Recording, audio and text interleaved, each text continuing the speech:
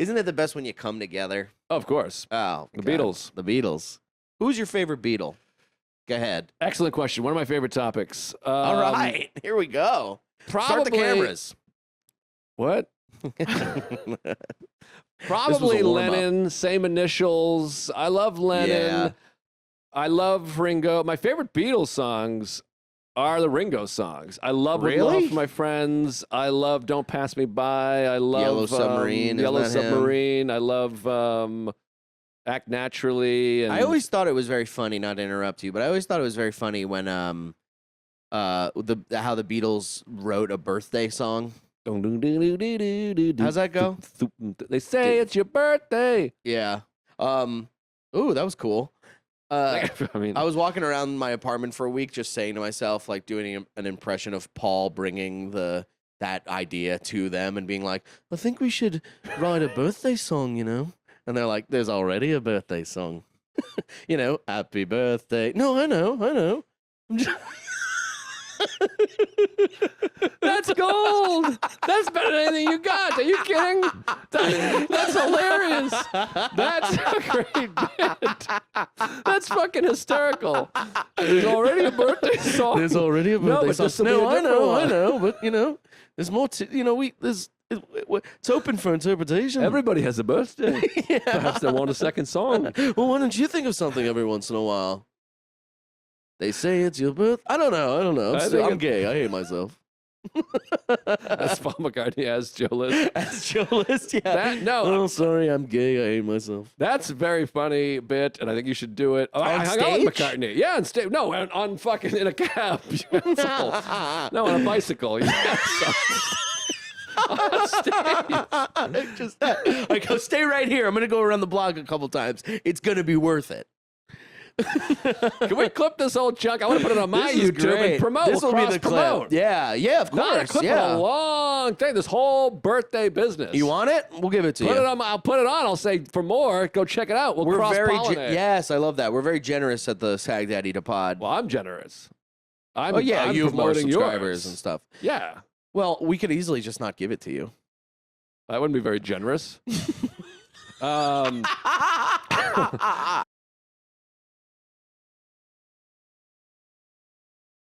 You have an all-time favorite SNL sketch? Damn, that's good. Let me chew on this for a second. All right, chew I mean, away. the Chevy Chase N-word one was a classic. Whoa! Honky, dead honky. Right, that was fun.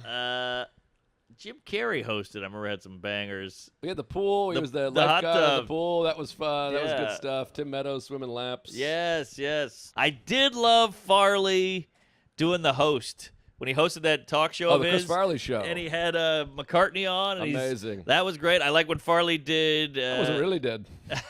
I love when Farley did Tom Arnold for a second. Oh, Remember yeah. He did that impression. That was great. Did I just see the new guy's ass? But it's hard to beat Matt Foley. Foley, written by Bob Odenkirk.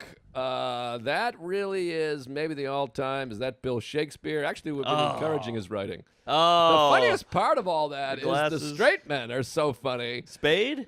I mean, Spade is like Hartman? losing it, but Hartman is so good. And the intro, he's been down. His speech is called "Go For It." Yeah, That is so funny that speech he gives has a name, and it's "Go For It." Yes. He's been downstairs drinking coffee for a couple hours.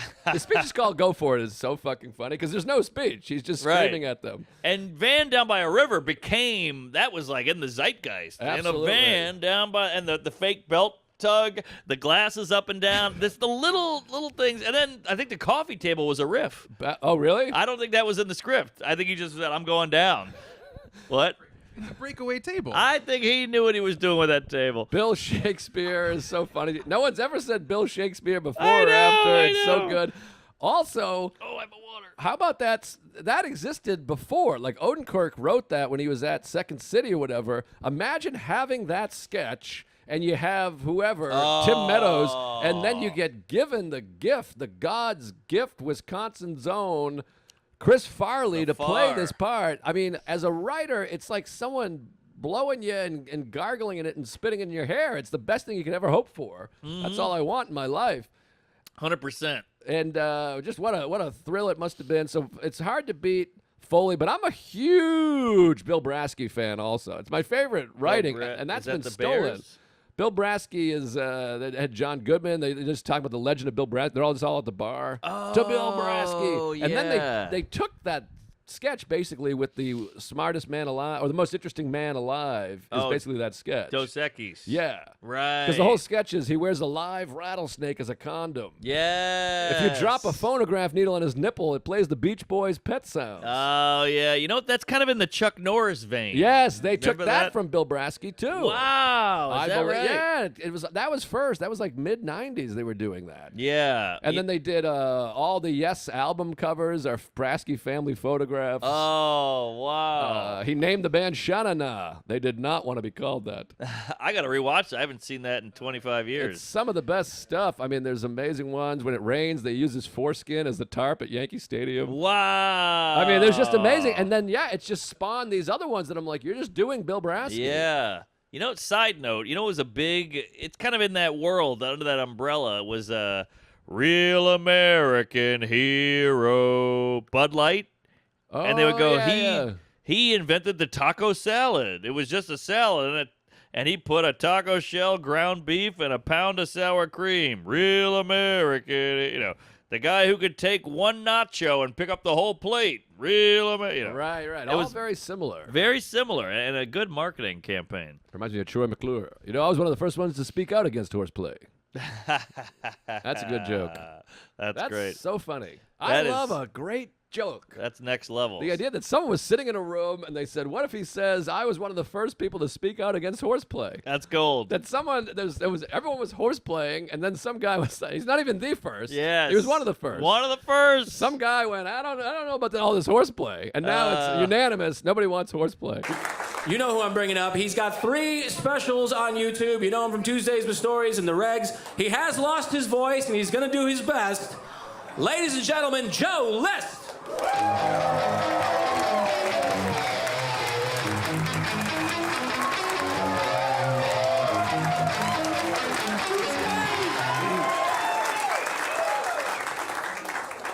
This is not gonna be good. Dude, it's bad. I blew so many guys last night. I just It's horrible, I'm sorry. I sound like fucking, Tom Waits or something. It'll come, don't worry. Or it'll get worse, I don't know. Does anybody know any jokes? I'm so sorry. You should get your money back. I fucked up. I got this. This is immunity. No, it's good. It's orange. Ah! Ah! I fucking hate this city. It sucks. You can't get breakfast. I lost my voice. I don't even party. I don't even drink or anything. I went to bed at 11. I woke up like this. I know, don't look at me like that. I feel like I'm fucking handicapped. I'm sorry. All right. One more hour of this. I'm so sorry. I should have canceled. I don't know. I didn't want to disappoint you guys. I figured I'd disappoint you to your face.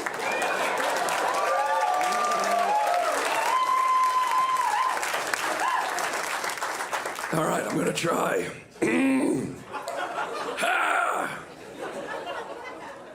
I wish I was just faking. It would be so funny if I just talked perfect right now. Hello, hey, maybe I should try like this. Like fucking, you're saying no? All right, let's take it like this. No, don't do that. I feel bad for everyone who's seeing me for the first time. They're like, this guy's fucked up. I sound like fucking Babe Ruth. Don't smoke. I'm so sorry. You're the hottest man I've ever seen in my life. What the fuck? Can you see that guy? Holy shit. That sucks. You're with him and this guy exists? Just kidding. You look great also. Maybe I'll try this orange fucking cum. I'll try this. Sorry. I'm so sorry, everybody. Don't worry, it's gonna be great. I got jokes. You just won't be able to hear them.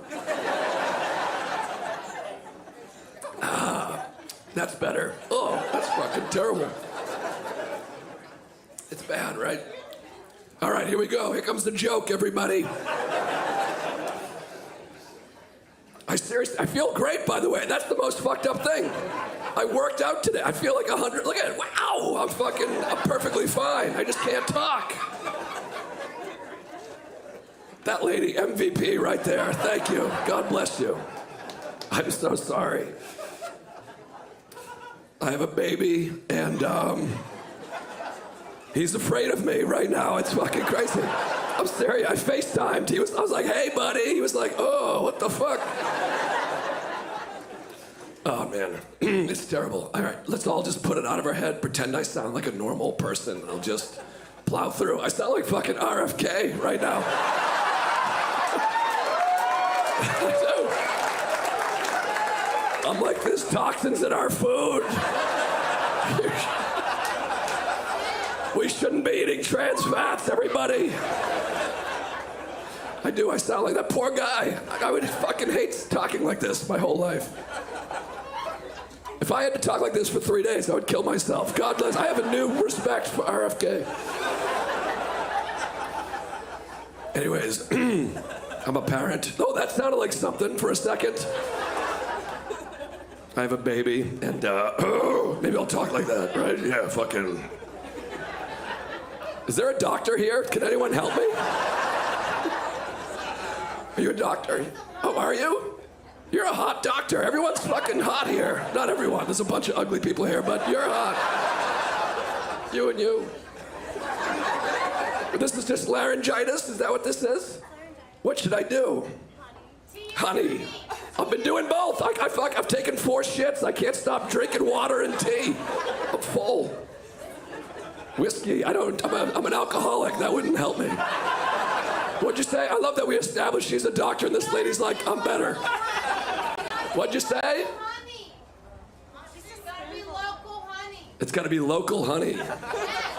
Well, you're a local honey. Why don't you get up here? You sound like RFK too. You're like, local honey cures cancer. You don't take medicine.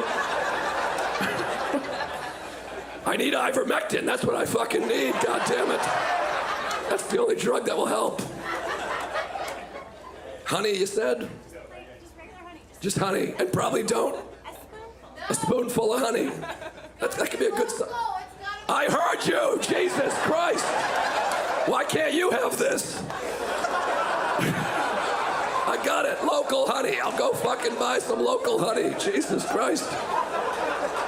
What am I, a beekeeper? I don't have local honey. I don't travel with the fucking city's honey, all right?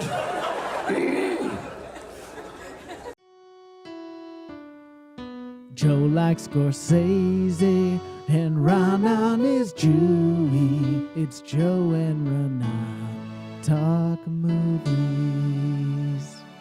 Hey, what's up, everybody? I got a donut in my mouth. Jesus Christ. What? Yeah, how'd it go? I'll talk. You got the donut in your mouth. I know, it's a funny gag. All right, yeah. Yeah, but you're on no sleep. I'm like furious right now.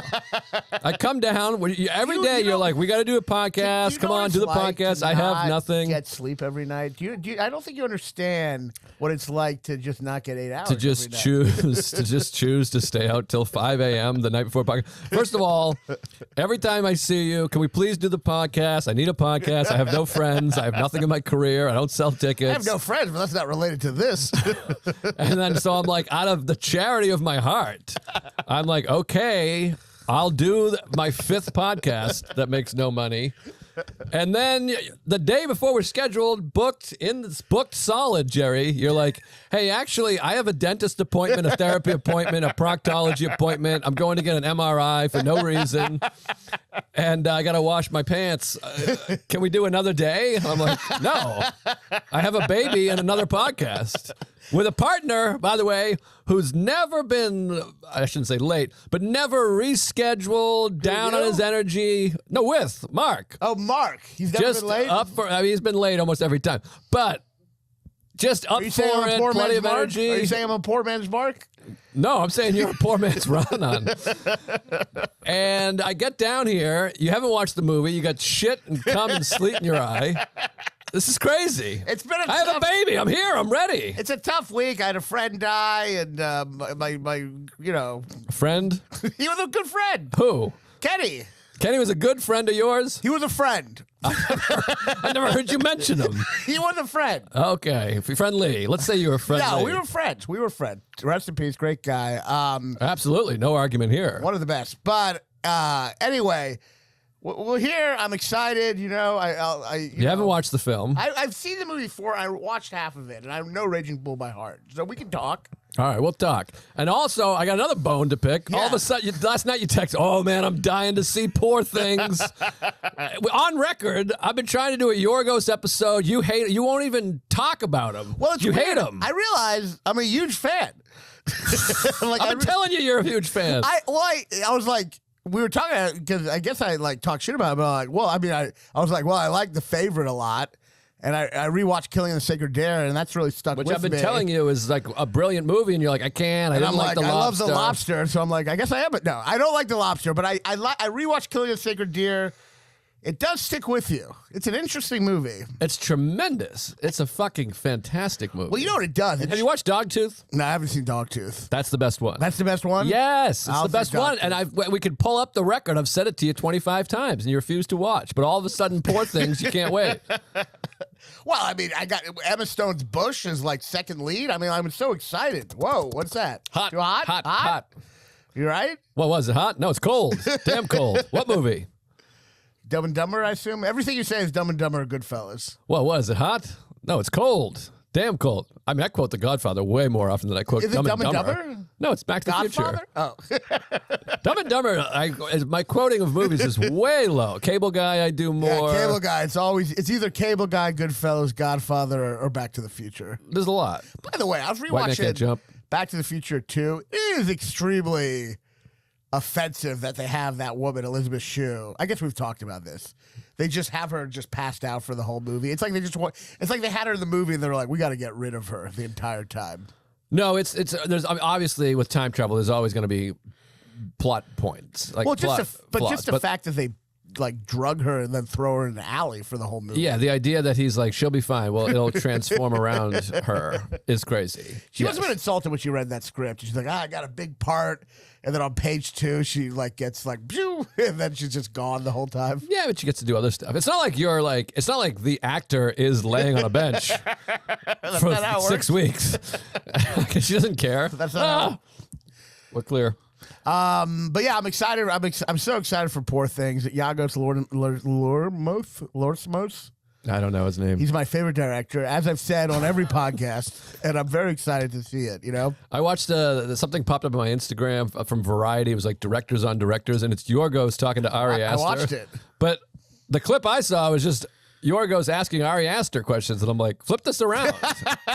Fuck Ari Aster. I want to hear from Yorgos. They did both. I saw both. But yeah, I mean, yeah. Well, I love hearing Ari Aster. I think he's great. I like him fine. Bo is afraid. Ugh. Yeah, but Midsommar is like one of the greatest movies ever.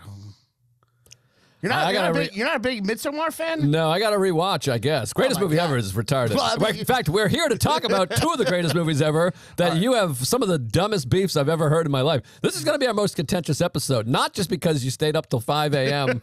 and haven't finished the movie. Yeah, well, this is going to be contentious. But before we begin, Baltimore, Christmas Eve, come out. Can I plug real quick?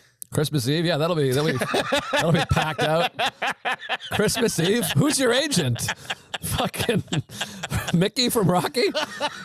Christmas Eve, you're booked? Are you kidding? Baltimore's not even a Jewish town.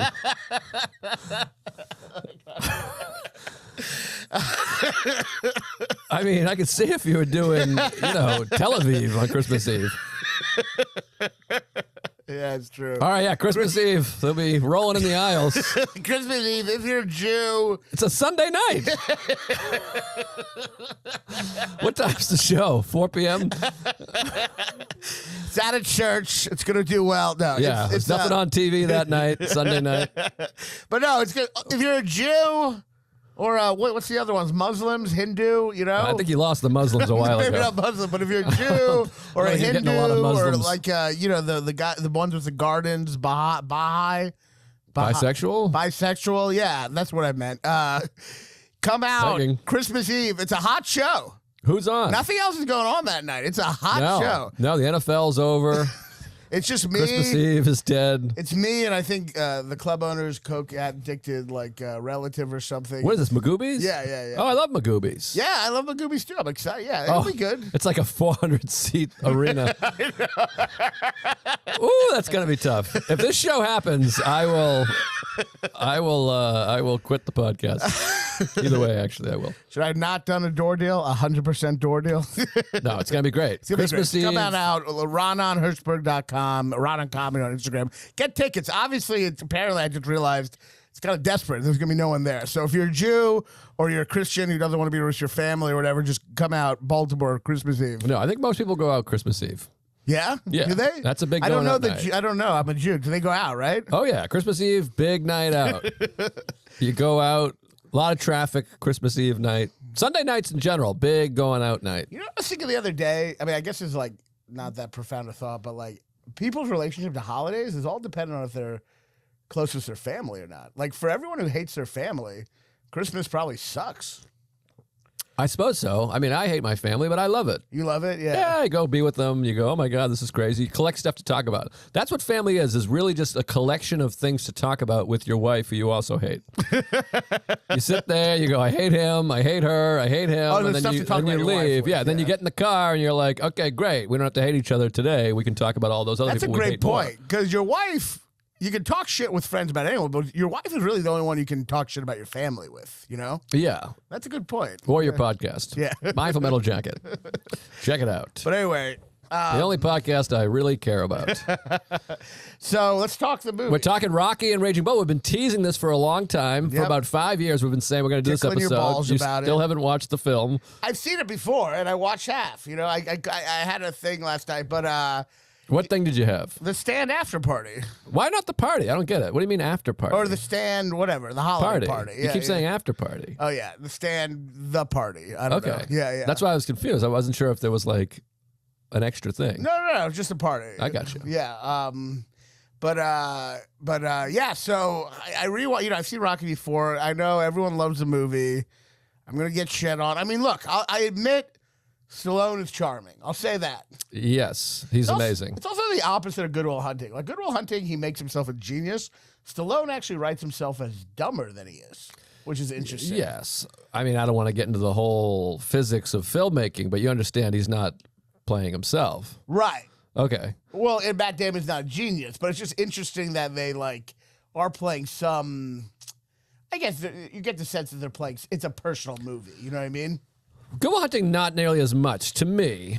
Yeah. I Right. guess, I mean, yeah. because Good Will Hunting, it's. I mean, I don't see it like Rocky. It feels like, which is one of the things that one of the many things that makes it so great is it does feel like it is running parallel Stallone and Rocky. Yeah. Where this is Stallone's shot, and he's trying to prove that he's not just another bum from the neighborhood. Which is a little like Good Will Hunting, which I'm just like kind of like trying to be something, achieve something. You know?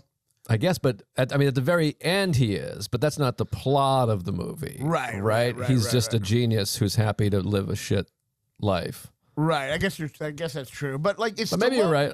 What is Stallone's level of intelligence in the movie? In the movie? Is he so call him retarded? Rocky. Rocky. There's Is he- Rocky and there's Stallone. Is he retarded? He's not retarded. He ain't retarded. He's a little shy. No, he's not retarded. He's got a lot of emotional intelligence, more than many of the other people in the movie. Right. He's just a little slow. He fucks things up a little bit. But he just a little reads. slow. He's reading. He has trouble. Yeah, he has trouble reading. He like slow. But he's also been in like 80 fights. His record is like 50 and 20. So he's been in a lot of fights. He's been when beat you up. see He him probably just has like CTE. running the joke beforehand to tell Talia, you feel like you're watching he's just like, all right, let me get the joke. You know, it's cute. It's like sad, cute guy. Yeah, Yeah, he's a little bit dumb. he's a little bit dumb. He's dumb and lovable. He's been punched in the face many, many, many times. The thing I don't always, I mean, I guess Philadelphia, it's funny in movies. People are always mean to like nice retarded people in movies. Yeah. And I feel like in real life, you're kind of nice to those people. Well, this is 1976, remember? We've been beaten into being nice. That's true. When we were a kid, I mean, we said retarded. I still say retarded. I mean, it's bad. yeah. I think people were much meaner back then. Obviously, this is almost 50 years ago.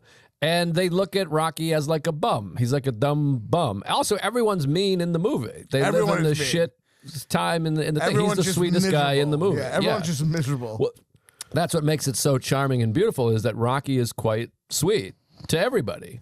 Yeah. And Gazzo, the most underrated character in the history of American cinema, He's is good. Tony Gazzo, is so kind and sweet to Rocky, this loan shark piece of shit. He is really good. I liked him. The acting, you have to admit, the acting is a little hit and miss. That little girl is like the worst actress I've ever seen in my life. Like, she's terrible. I don't know. I mean, I just don't understand the. I don't think she's that terrible. I think she's like a whatever character. Screw you, creepo. She says with some fucking, which was supposed to be fuck you, but they were going to give it an R rating. Oh, really? They wanted her to say fuck you, creepo, and then the ratings wanted to make it R rated. Maybe I am a creeper. Who am I to give advice?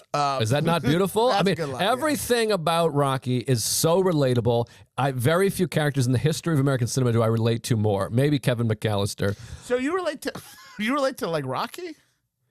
How could you? This is the fundamental issue. How do you not relate to Rocky? I think this is a strange thing. This is what I think is fascinating about this film is I feel like, shockingly, somehow, you have never felt like a loser or less than. I think that's it. I relate I to think like you have good parents. I think you have really good parents because everything Rocky goes through is exactly how I feel. Really? But you're like a little privileged boy. Well, we've talked about this. You inspirational movies like that, Rudy and that, they like mean a lot to you. Yeah. And they actually don't. I don't relate to that, the inspirational movie. I mean, like, I relate to, like, I guess it's a privileged place, but I relate to, like, someone, like, ruining their life in a movie. I don't know. Or to be, like, sideways. But these people have all ruined their lives. Yeah. That's what blows my mind about you not liking this film is because you're so into flawed characters, troubled characters, character. You want character and defect. This movie is one of the great depictions of that, and it's all the characters. Really, it's about four losers: Mickey, Paulie, Adrian, and Rocky. And Gazzo is like the most successful at one with himself character, and he's a loan shark. No, I mean, these people are all losers who have beaten up their life, and one at a time, they're all looking for redemption, and it's so beautiful. Like Paulie, this alcoholic. I mean, this great fucking scene where they start fighting, and he's like, "I didn't get married because of you." How meaningful is that line where he's screaming at his sister, "I didn't get married because of you"? No, Which I of like course those is not why. parts. And then he's breaking down, and Rocky's about to hit him, and he says, "I can't haul meat anymore." I like the Burt Young character a lot. I wish it was about him. I like the Burt Young character a lot. He's great, and I like the despair. I guess ultimately, though, there's a lot I like about the movie. I don't hate it. I mean, there's corny stuff, obviously. Like, is that a doo-wop gang in the beginning? Like, what is that thing where they're just all around the trash can and they're, like, singing? Yeah, it's like So, homeless like- people that say, you never saw that? No, I've never seen What a that. life of privilege this man has led. Yeah, do take it back. Yeah, they're like fucking, they hang out by the Doo-wop neighborhood. group, Yeah.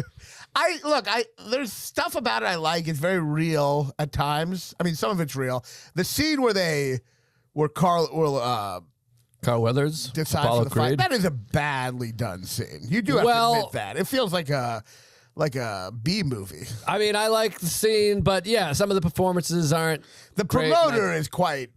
I just think. I guess the whole time. I mean, it's not like a terrible movie, but the whole time I'm watching, I'm just thinking about Raging Bull. You heard it here first. Rocky, winner of Best Picture, American Film Institute, 42nd greatest film of all time, beloved by everybody. Nick Griffin's favorite movie, Louis C.K.'s favorite movie, Gary Goldman's favorite movie, one of my favorite movies. Folks, it's not terrible. I actually had a Keep going. You ever have an epiphany that you're like an extremely obnoxious person? Like, I had that the other day. I said a line. I haven't, but I'm so glad you have. I had a line the other day I said at the stand, and I heard myself saying it. I'm like, I literally said, when someone was bringing up the podcast, and they brought up Hannah and her sisters, and I'm like, yeah, it's okay. I have some problems with it. And then I'm like, who the fuck am I to be like, I have some problems with it. One of the great films of all time. Absolutely. Yes. But it's like an open micer being like, yeah, Chappelle just kind of. It's like, yeah, but who are you? You know what I mean? Yeah, especially with Rocky, which is crazy. Sorry, my friend Dan Bulger is right around the corner. I might have to go let him in. I feel bad. We'll pause. Pause? Yeah, let me pause. Okay, all right. Let's pause. Yeah, but I think, I think fundamentally it's like, yeah, the inspirational story, I guess, never affects me that much. But this is what's so weird. It frustrates me so much that you're breaking this down to like inspirational story. I mean, because any movie could be called an inspirational that is story. ultimately the message. The message is trying to be like, you can achieve your dreams. You can, like, But this is not even I wanna see people achieving who a. can achieve their dreams, But that's what Rocky is. That's what everyone in this movie is, and that's what's so beautiful about this movie is it's all losers.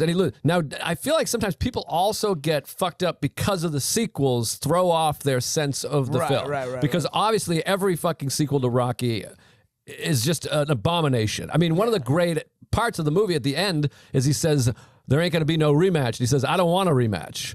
And then he yells it later at a reporter. What do you think of a rematch? There ain't going to be no rematch. And of course, 1 year later, whoa, Rocky 2. Here we go. Big rematch. And of course, Rocky's going to win and go on and Does be he the win title. the other ones? He wins everything. He wins for like years and years. But that's the Is point there of the any movie. darkness in the later ones? But that's the point of the movie. He's achieving the dream of just proving to himself that he's not a loser. He's not Right. actually going out and winning a title or doing anything. He's going back to being a loser. He's got a little money. By the way, I looked it up. His purse was $150,000, which is the equivalent of $850,000 now. Well, he gets that no matter what, right? Yeah. Well, so, like, already right away, the movie is kind of just amazing, isn't it? He's just rich now. Yeah, but he still has to prove he's not a bum. Don't you see? I feel like you get the money, you're not a bum. Like, You make me so sad.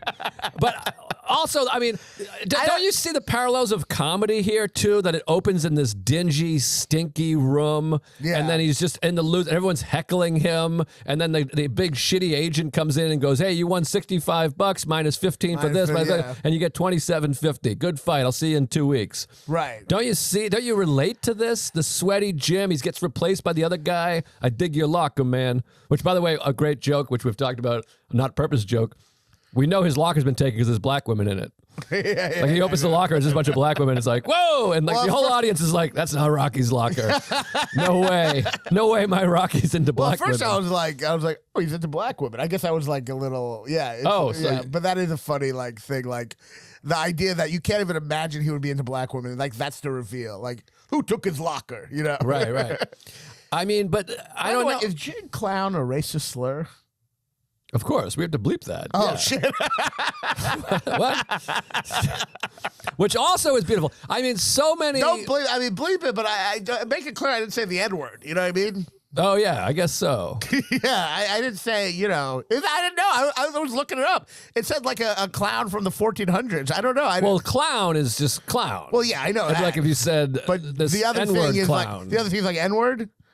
Yeah, you're not familiar with this word? I guess I've never heard it. Short. There's an additional part. What's the additional part? Abu. Oh, The guy okay. from The Simpsons. Oh, so Yeah, you're from the South. What's going on here? I don't know. Who that are guy you? in that Philadelphia bar is being quite racist. Yes, there's some racist there, which again is another. I mean, like everything about this movie is so good and so beautiful and so touching. And granted, it's a very low budget film. The fight scene is horrific, Yeah. but you didn't make it that far. I know. Well, I've seen it before. I guess also it's like, because I guess the whole time I'm thinking about Raging Bull. I know this is not a Raging Bull versus Rocky, right? There's no way you're Raging putting Bull them. and Rocky. Well, no, I got to say they're two great films. I mean, obviously Raging Bull is the greater film, but Rocky is just so touching and so beautiful. They're very different kinds of films. Yeah, they're very obviously. opposite. Like De Niro is very unlikable, and then Sylvester Stallone is so likable in the movie. You know? Of course, yeah. But I guess I like people being more. You know what it is? They're not flawed enough. Yes. Like I think Stallone is like kind of like in many ways he's a charming character, but he is kind of like he has a perfect soul in a way. He really does. I know, but he can't feels get like a into that. loser. I know, but the feeling. You don't relate to this feeling of being like inept and you can't really quite do anything and his parents aren't really there and he's got these photos of himself as a child in his mirror. There's an Arrested Development there. And the scene in bed where he explains it all, he's like, and this is what's so touching and beautiful about the movie, where he says, all I want to do is go the distance so I can prove to myself, not to anybody else, so I can prove to myself, I will know, he says, I will know for the first time that I'm not just another bum from the neighborhood. Here's a guy who just has grown up in a situation where he just sees there is no upward mobility, you're a loser, and there's some part of him, somewhere deep inside of him thinks, maybe I'm not. Maybe, just maybe I'm not, but maybe I am. He's not trying to prove to his parents or to the audience or anybody else that he's not a bum. He's trying to prove to himself that he's not a bum. I guess for one time in his life. I guess it's ultimately, and this is what's interesting, it's like a personal psychological thing where it's like you must have felt like that. I feel like that now. I'm like the opposite. I'm like, I know that's troubling. Arrogant person who's like, maybe I am a loser. That's my thing. You know what I mean? I'm like the opposite. You're like, if I can just bomb one show, I'll prove for the first time in my life that maybe I'm a piece of shit. I act like I'm like, that's why I guess I like movies where like characters arrogant and they get humbled. You know what I mean? That's why I love Inside Llewyn Davis or Sideways. It's these people who like actually are kind of have asshole qualities. Sylvester Stallone, I mean, he is like perfect. It's a little like Forrest Gump. He's like perfect. And it's like, I know he has flaws, but not like, I like my characters to be a little asshole-ish. That's why I like Burt Young. I like Burt Young. He's great. He called his sister a whore like half the movie. Yes, he took your pants down for a man. He's like insane to his sister. No, he is. And it's beautiful. And all these people are stuck. I guess this is just what I come from. This feeling of very blue-collar people that just feel completely stuck. Yeah. And it's all very incestual where they blame each other. I never got married because of you. Yeah, well, you were so mean. You made me feel like a fucking loser. Right, and Rocky makes her feel less like a loser. And it makes Rocky feel less like a loser. To me, it's like there's never been a more relatable film. And then on top of that, it has maybe the best score in the history of fucking cinema. It's amazing. It's an inspirational score. It's not. I mean, when he's at the first training session, I mean, one of the great shots of all time is at Philadelphia City Hall there, whatever that building is, right by Chestnut Street, and the newspaper truck is pulling away with that green light and Rocky jogging. Do you not connect with that scene where he's trying to get into shape and he's barely jogging and making up the steps I've never connected at sunrise? with someone trying to get into shape. But the feeling, I mean, that reminds me of like in comedy, you're like, I'm going to write today. Here we go. I'm going to Starbucks. I'm going to write. And you write for 10 minutes. You got nothing. And you just pack up your notebook and go, I suck. I mean, this has been a major conflict with movies and stuff because, you know, you love Rudy. I'm not. Well, Rudy, you keep saying Rudy. Rudy in this movie, I think they might have the same director, actually. Yeah, exactly. But no, I'm thinking of a different. I think maybe, I'll figure that out. But no, it's a different director. But Rudy is not anywhere near the level of Rocky. Rudy is fun, and it's a fun movie, and I do love it, but it's not a cinematic accomplishment like Rocky is. I guess I like movies ultimately where it's a little bit of a, and maybe this is a personal thing, and maybe this has to do with me. I like movies where it's a bit of a challenge to like the main character, which I guess is personal because it's like a challenge to like me. You better believe it. It's like there's some obstacles. So that's what I relate to. It's all personal. That's what I relate to. But can't you enjoy a movie that you don't relate to the main character? You relate to Raging Bull? Like you watch Jake LaMotta and you're like, this is like me. I relate to the idea of pushing people away. Yeah, I do relate to that quite a bit. Punching women and fucking underage girls and. Well, I mean, not that part, but you know, verbal bully, you know, and like I don't know. I relate to pushing people away. Let me help you out. You are closer to Rocky Balboa than you are to Jake LaMotta. For the love of God, please see that. I mean, this is wild. I guess, like, to me, I don't know. It's all personal. Like, to me, you know, I always go back to this, but the moment I loved Inside Llewyn Davis is when he's asking her boyfriend for money to pay for an abortion for her, who he's cheating on. And to me, it's like, those are the moments.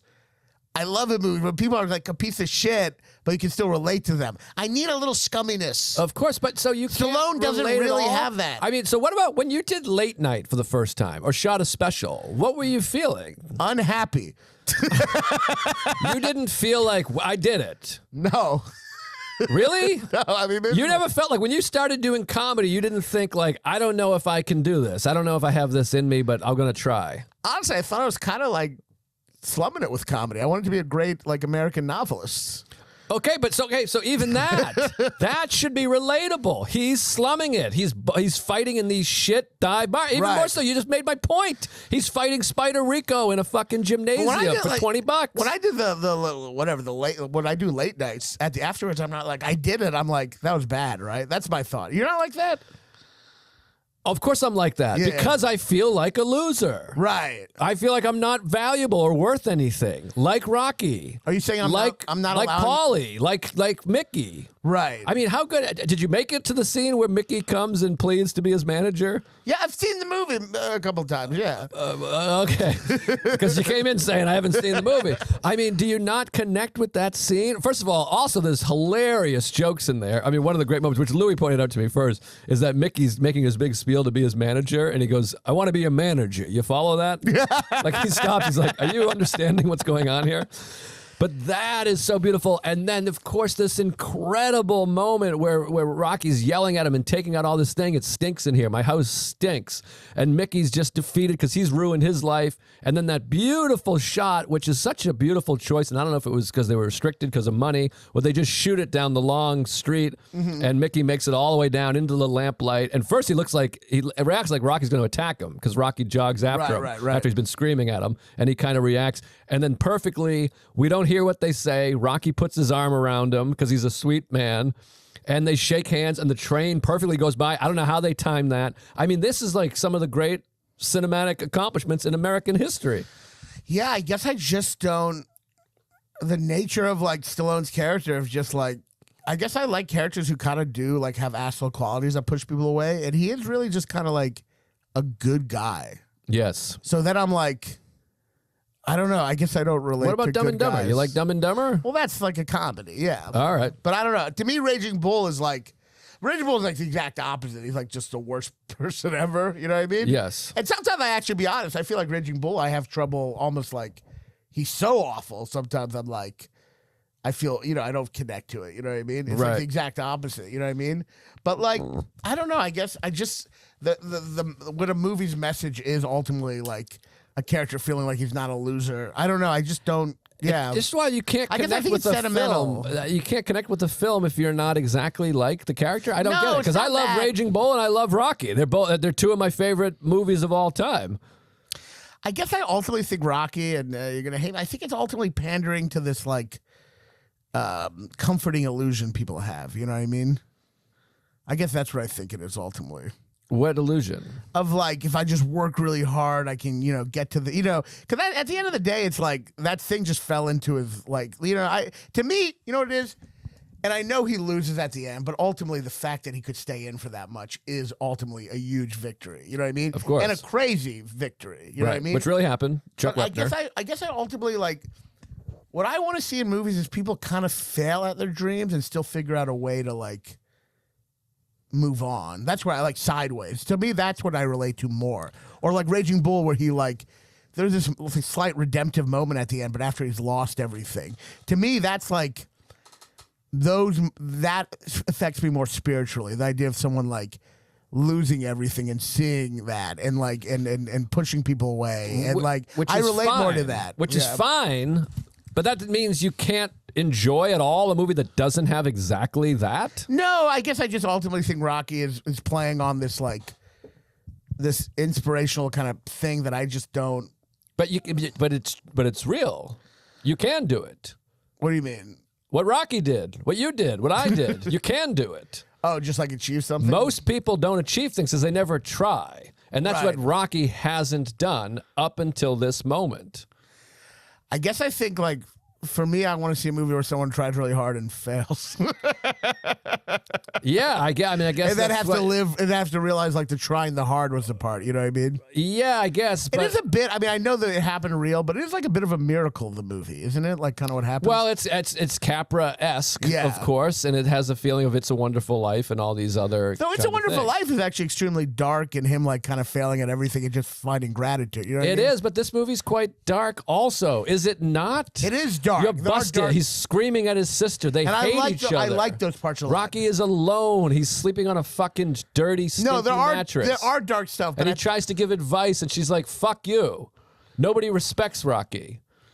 Right, but the movie is wanting you to be on his side at all times. That's, I guess I like a movie where you just kind of have conflicting feelings for the characters. I You don't have understand. conflicting feelings for him. You love him. Yes, You I love him him. at every moment. I like a little, But I also just love a main character of a movie. I love Llewyn Davis. He's an asshole, but I'm Yeah. loving him. Not unlike you. well, yeah, I guess I like, yeah. I mean, obviously I relate to, it's kind of funny what we relate to. You're like, I love people who come from a poor neighborhood who like work hard to achieve something, and I'm like, I love movies about assholes who push people away. Yeah. Yeah, I mean, I guess that's ultimately like, I don't know. But you're making it seem like I don't also love those No, I movies. know. That's what's frustrating is I also You do. love Llewyn Davis and Sideways. Those are also two of I my guess favorite movies of all time. The inspirational achieving your dream kind of thing, it just doesn't, I don't know, for whatever reason, I know, even though but there it's is such- darkness in Rocky, even though there is darkness, at its core, it is not really dark. At its core, it's saying if you work hard, you can achieve the impossible. I know, I'm but- like, it does nothing for me. I want to see $1 Million Baby. She works hard, Oh, I hate and that then she fucking breaks her movie. neck. That's what's beautiful to me. I know, but it's so stupid. Isn't there ghosts in that movie? No, what? Yeah, there is. No, there's not. $1 Million Baby? Yeah, isn't there a fake character like Morgan Freeman doesn't actually exist? No, I don't know what you're talking about. Am I crazy? Isn't You're there something crazy. $1 Million Baby? What movie am I thinking of? Fight Club? I don't know. I don't know what the fuck you're thinking of. Isn't there a thing where it's like somebody was dead the whole time or Sixth some kind of Sense? ghost? No, I thought $1 Million Baby has like a. The fuck are you look up talking $1 Million about? Baby. Isn't there a angle of some kind of? Is Morgan Freeman? What's his deal? He's real life. He's a real. guy? He's a real black man. He's a trainer. What am I thinking of? Miracle on 34th Street. I don't know what you're thinking of.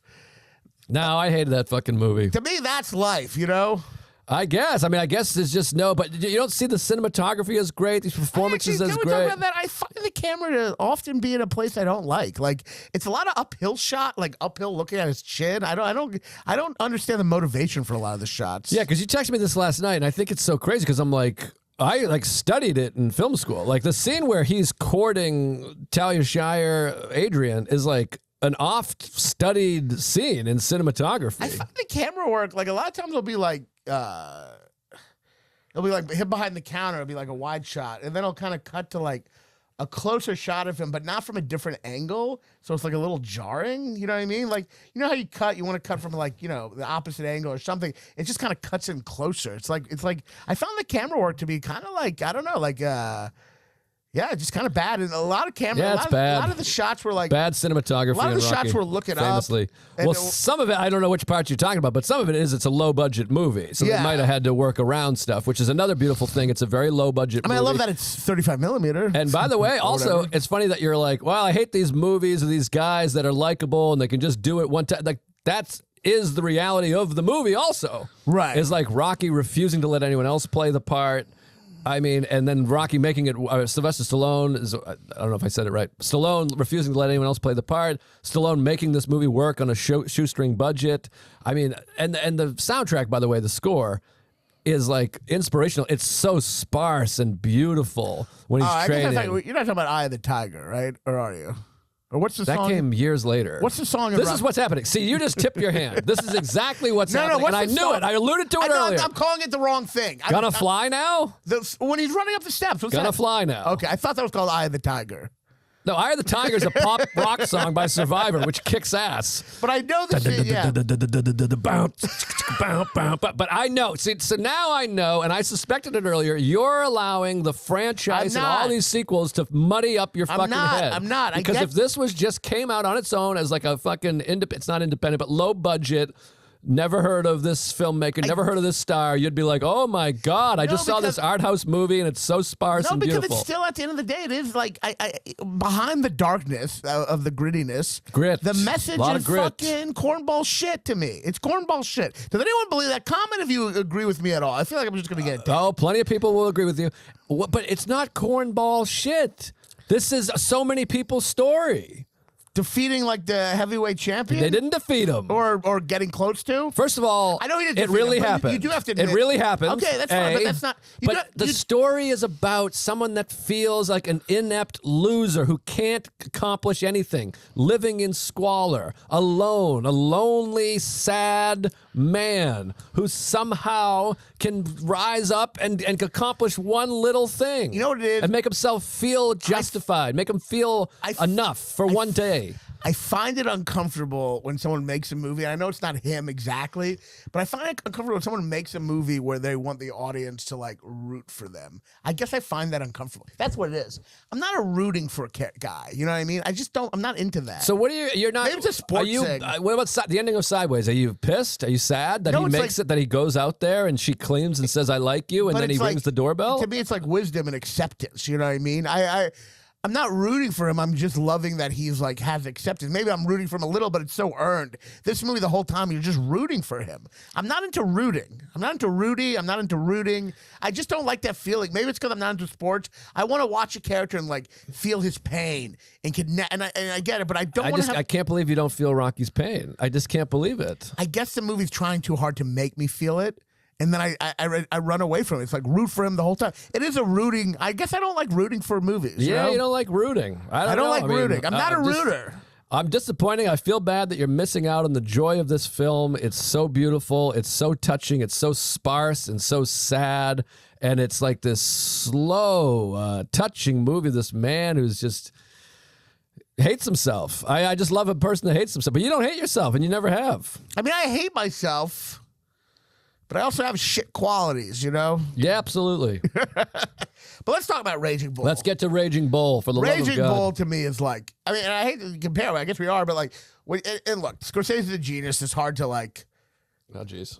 but like, the minute you watch Rocky and the camera's like outside the ring looking in at them far Yes. away, and then you just immediately remember how like Raging Bull, every fight, you're just in their fucking head. You know what I mean? It's so subjective. It is like hard to like compare the two because like Raging Bull was the first movie where he went in the ring to show the experience inside the ring, and it's like amazing, you know? It is, but let me just go back. First of all, you just criticized Rocky for just having a close-up of his face, and now you're so pumped that we're inside the ring in the face. Well, no. I'm saying the shot of them boxing at the beginning is just far away. You know what I mean? From the audience, it just you know what I mean? Because the boxing doesn't matter Yeah. in Rocky. And the boxing, in fact, in the climax, the final fight, is the worst part of the movie Yes. by far. Also, the cinematography, real quick, shooting Adrian through the bird cage is so beautiful. This shot of her caged up, another great choice, great moment. But back to Raging Bull, of course. But yes, it is fun fact. You read the fact. That's great. Well, First I'm camera just saying, in the like, ring, yes. I'm just saying, like, it captures a subjective experience and this, like, almost impressionistic experience of what it's like to be fighting, and it's just so, like, you know, all these Animalistic? yeah, it's just an incredible. But what's interesting is like, I get that Rocky's not about boxing, but the boxing matches are about boxing, literally. You know what I mean? With Raging Bull, it's all fairly metaphorical the whole time. You know what I mean? Well, which is interesting. First, also, they use animal noises during those I fight know, scenes, like yeah. horses and pigs or some shit. But yes, I mean, Raging Bull. I use this metaphor thing all the time. If they threw a bunch of movies in a bucket and they said you got to pick one out and then you got to make an argument that this is the best movie of all time, I reach in there, I pull out Raging Bull. I'm like, yes, I mean, great, I got one. just in terms of score, like I get the Rocky score is super catchy, but it is dun dun dun. How does So it go? passive-aggressive. How does it go? How does it go? Bum, bum, bum, bum, bum, bum, bum, Yeah, it's bum, like a bum. rooting. It's like a That rooting. one part of the score, yes. Yes, it's like a yeah. But the song from Raging Bull, which I know is not written for the movie, is like the most beautiful song of all time. It's like this spiritual, like there is some sense of redemption in that song, but it's also just like this tragic song. That song to me, like it kills me. I mean, it's one of the most beautiful songs. I forget what it's called. It's one of the. I think it's from an opera. Actually, it's one of the most beautiful. Gonna run now. What? It's one of the most beautiful songs ever. I mean, like that opening shot of him in the ring with that song. Yeah. I'm like dying just right away. No, the whole opening sequence is amazing. The performances are great. It's De Niro's best performance. It's arguably the best performance by any actor ever. And I think that's Pesci's like outside of Casino. I like him in that better than Goodfellas. I love him in fucking Raging Bull. Oh yeah, no, it's his best. He is like when you watch him in that, you see him like scratching his face or doing shit that is just so in the moment. You know what I mean? He's so present. He's incredible, and then how they casted him is incredible How's that? too. Because De Niro knew him and was like, "We got to get this guy." And Pesci had basically retired at that point. He had done some He's theater always like acting. retiring and refusing to be in movies. Well, so then De Niro, who had become a big movie star Yeah. at this point, a huge movie star, was well, you got to get Pesci. He's like, I promise this guy, Joe Pesci, I know this guy. We were in some theater group. We're gay, whatever. And then they reached out to Pesci, and they were like, hey, Robert De Niro's looking for you. And Pesci did like the classic, like, ha ha, fuck you, and like hung up the phone. Like he kept being like, get out of here. Yeah, Even yeah. though he knew him, huh? Yeah, because he was just like, well, at that point, he's like an Oscar winner and the biggest guy He in the probably world. has asshole friends who call him and be like, hey, it's De Niro. Right. Haha, fuck you, loser. Hey, you talking to me? Hey. But anyways, You're never going to make it. and Frank Vincent is fucking amazing in the movie. And Kathy Moriarty is amazing in the movie. The performance between Joe Pesci and De Niro is so interesting because Joe Pesci is so present in the world. It's like he's like a practical in the world guy. And De Niro is always daydreaming. He's always like kind of detached and distant, you know what I mean? He's always, like he can't really be in the present for Yes. any of it. So that two acting styles are just incredible to watch, Well, he's just too busy being obsessed. And I watched the movie with a while ago, so I can't remember all the fun facts, but with Thelma Schoonmaker, however you say her name, the editor. And the scene, which is one of the best scenes in the movie, of course, is like when he's talking about his hands. My hands are too small. I'm going to hit you with a table. Yeah. And he goes, your cuts are open and everything. She said that is the most difficult scene 'Cause she's it's, like, ever improvised, edited yeah. in her whole career because they improvised everything. So there's nothing matching the other two. But they just went on for hours and hours doing that. But also what's like what is so incredible about that movie is that there's two film styles in that movie. You have the kind of gritty, like, just showing the world as it is, fly on the wall, in the apartment, all this shit. And then you have this very artistic, stylized boxing fights. So you're essentially watching two styles of movies back and forth, this kind of like dreamlike, very stylized, poetic fights, and then very fly on the wall, like capturing reality. So you get to experience different types of filmmaking in the movie, which is, interesting to watch, Right, and there's all these great, slow motion moments of just showing his obsession, like this completely obsessive person. Well, that's what I mean, to me, like Scorsese does, like, what Hitchcock brought to cinema, which is trying to capture people's subjective experiences on film, not trying to capture them from like just purely like far away, but like just really trying to capture it like how did that experience actually feel to someone, and how do we capture that? Scorsese does that so much in the movie of really trying to cinematically show you how something feels. Yes. And it is hit him at his height. It's like an incredible, it's an incredible thing to watch. I mean, like I'll be honest, Raging Bull is a tough movie because De Niro, even though I say I like assholes, like I mean assholes like inside Llewyn Davis who are kind of like lovable. De Niro is not even like charming. You know what I mean? No, Like, but he's fun and funny. I mean, Yeah. I love him. I love watching him. I mean, his ignorance is entertaining. right. I mean, the great moment where he starts fucking smashing the thing and all the plates fall, and he goes, Right. "Well, you put the plates where they fall down." I mean, that to me sums up the whole character and the whole movie. Is that this guy's not taking the blame for Yeah. anything. He's literally smashing a fucking belt with him. And then the beautiful set, and one of the saddest moments in any movie ever, when he shows up to the fucking guy with the jewels from the belt. And he's like, no, this is no good. Oh, it's I want the incredible. belt. And he's like, he's now ruined the most important thing in his life, and it doesn't even work out. I mean, it's the best rock bottom. And him on the payphone with his stomach hanging It's out. the best rock bottom in any fucking movie. It's also, we've probably talked about it. It's hilarious that like all these layers of rock bottom, and then the final one is him just becoming a stand-up comedian. Like that's the rock. Like he fucks a child, and then he goes to jail, and then to really make it as sad as possible, he starts doing comedy. Which like, that scene is shot at Jimmy's Corner, one of the great bars in America. I Still remember there. that near Times Square, right? Yeah. Oh, One I of used the to great go there. bars. Yeah. Still there, boxing bar. Wait, that's where he does the stand-up. Yeah. Oh. Yeah. And he goes, fuck you, and the horse you rode in on, and the whole cavalry behind you. Stand-up was very different back then. It seemed to be a lot of rhyming stuff and saying Shakespeare lines. Fun fact, the song they play at the introduction to the stand-up scene is the same song in Back to the Future. Really?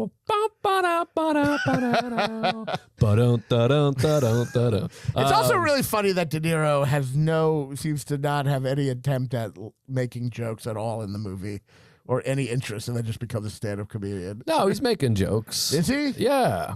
I mean, I guess once he's doing comedy, he starts making all the jokes, but he's fucking, that movie's the best. It's the fucking best movie. Well, ever. it's just like, it's like Scorsese really does.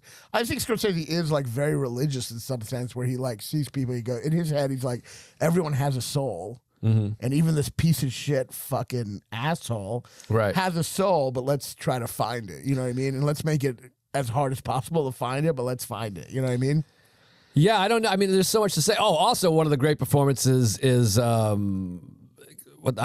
forget how you say his name, but fucking Chief from Cheers, Nick Castellanos. Oh yeah. You know what I'm talking about? Do you ever watch Cheers? Is this the guy? The mob boss. Yeah. The guy. Who's he in Cheers? He's Coach. Oh yeah. You not put that together? No, I never. No, he's so fucking good. What is it? All the short answers? Yes, no, yes, no. He's not without us. He's not getting his title shot. Not without us, he ain't. I mean, he's amazing in that scene. And Scorsese's always just I had the his best head in the door, smacking him around. Scorsese's just always the best with actors. It's just like He gets the best performance. I say it all the time. He gets the best performance out of actors. It's amazing how good. Even that fucking guy that sucks in The Sopranos is great in Goodfellas, even though he barely has any lines. Which one? Hey, T, karate chopping, doing this. Whoa. That fucking nitwit. Yeah, people. I've said this about Scorsese. Like, everyone talks about his shots and everything, but not enough people talk about like the improvisation he always seems to use in movies that makes like the most natural acting. No, he truly gets the best performances out of all these people, and I don't know what else to say about that movie. It's a fucking masterpiece and hilarious. I mean, so many funny. The whole thing of like, you're gonna get your toe shot if he doesn't die. That's perfect. The thing of like just saying a very innocuous thing just that classic thing of you just say something to somebody and all of a sudden you're in this big. What do you mean? Was he sick? Yeah. No, he's not sick. I'm saying, well, why did you say he's going to die? What does it matter? He's going to have a heart attack? And that whole thing, and it just it doesn't, that scene doesn't end. Yeah. What time is it, by the way? Sorry. Oh, God. 12:36. Okay, I got to go, actually. I got my dentist appointment. Oh, jeez. Where's your dentist? It's in Steinway. Oh, okay. Steinway Dental? Yeah. You go there? I used to. I got the best dentist ever right down the street now. Oh, really? Yeah, it's all women. They're so nice. They're amazing. I should go to that. Yeah, it's by far, it's a 5-minute walk. Oh, fuck, yeah. By far the best dentist I've ever been to. Yeah, well, we should wrap it up. I'm end. sorry. I feel bad. Well, this was a good episode, right? Yeah, I feel like we just started, but... We've been doing an hour, haven't we? Yeah, 48 minutes. All right. But yeah, Raging Bull masterpiece. Rocky, Raging Bull's the best. Rocky's pandering, also the best. sentimental, but has some good moments. Sentimental hogwash. What's that? It was a bad impression of Potter from It's a Wonderful Life. Oh, yeah. Sentimental hogwash. Is that who I am? Yeah, I don't know what you are. I don't know who you are, but it's disappointing. All right, I think Dan Belger's upstairs. All right. I got some dates coming up myself. Check out. We'll go to fucking Punch Up Live. Go over to the Punch Up Live. I got some exclusive stuff on their new crowd work video. Type your email in. Send me your email. I'll email you when I come to town. And all my dates are on there. You can get all your tickets. I got Pittsburgh, nice. Raleigh, Tacoma. I think I might move to Tacoma. It is great. Tacoma, January 11th to the 13th. Bunch of other shit up there. And, L.A., May 2nd. Part of the Netflix. I got to sell this thing out. I got to sell it out fast. It feels like a Netflix audition, this fucking thing. Big theater, small theater, whatever. Luke Monis will be there. And make sure you subscribe to this and all that stuff. Yeah, see me in Baltimore this Christmas Eve. Also, I'll be at Mohegan Sun, December 28th through 30th. And then Super Bowl Sunday. I'm doing Beacon Theater. Super Bowl Sunday. It's a 6 p.m. show. All right, thank you all so much. We'll be back. Rocky, pursue your dreams. Joe likes Scorsese and Ronan is Jewy. It's Joe and Ronan talk movies.